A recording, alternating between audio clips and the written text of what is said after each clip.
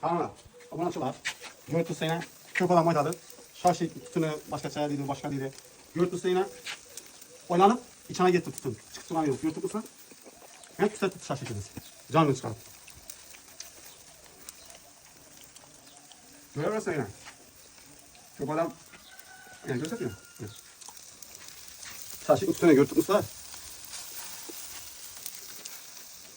Oynanıp durur. İçine getir tutun. Sepat diske basıp, like'larına basıp koyma, bu da kalırsa düşünün barbekülerini öğlenince kurup veririz.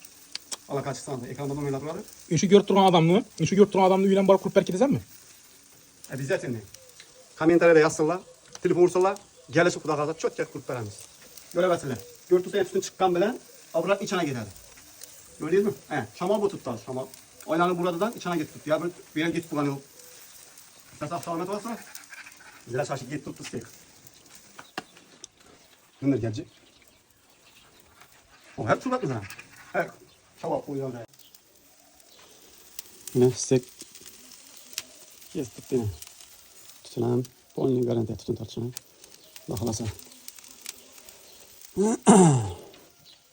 Yine tayar pişene. Geç hadi.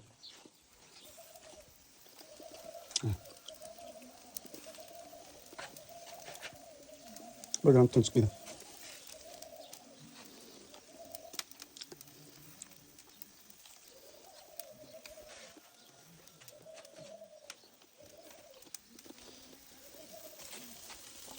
Gele. Tutak başına kalma. Oh yaman yetti be. Oh.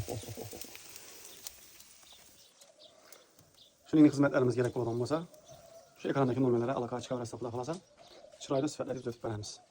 Benim de hazır maket varyantı bu. Görüşürüz mümkün. Bir de üstünçe bilen kichkina kazan için ocak. Rabochi sol 15 yıllık kazan bilan hammasini qaynatdik. Mangal 10 yıllık kazan rabochi sol. Bir de katta mo'ykamiz. Mana shundan ko'ring. Tutab turibdi. Stekimizni tutab turibdi. Masalan, ko'pchilik yana shashlikni tutunini tartmaydi, tartmasa ham mumkin. U oddiy o'rinni tutunini tartadi deb aytadi. Biznikida farqi yo'q. U shashlikniki bo'lsin, o'danniki bo'lsin. Xudo xolasa shu orqadan ishlab keltir. Yanından Allah nasip etsa sifat etib ishlaymiz. O'zimizda uyimizda ishlarni etib ishlaymiz xullas. Kommentariyada yozib o'taversinglar.